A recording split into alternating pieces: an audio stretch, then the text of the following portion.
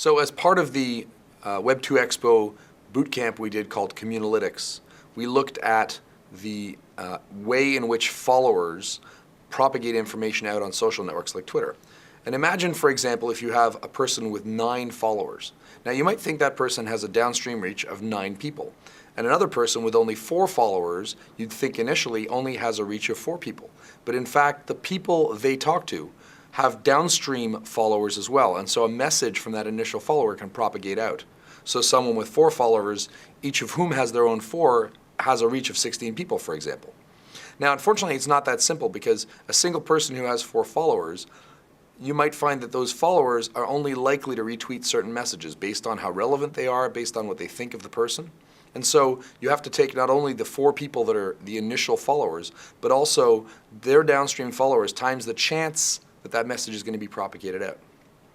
This means that 2 different people with the same number of downstream followers but a different level of authority or relevance to the audience are going to have a different downstream reach.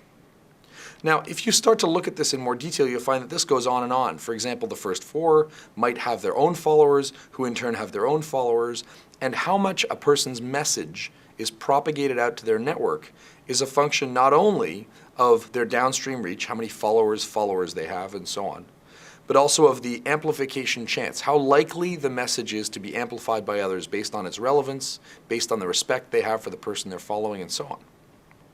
Of course, there's another algorithm that looks a lot like this. It's called Google's PageRank. And when you look at what Twitter is able to do, if they measure downstream amplification, they can get very close to PageRank algorithms, which is tremendously valuable if you're an advertiser or if you want to understand the spread of a message through a community.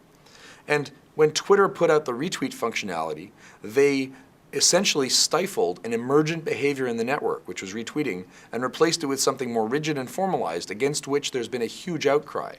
The reality, however, is that if you want to monetize and formalize the amplification of messages, you need to control how those messages are propagated.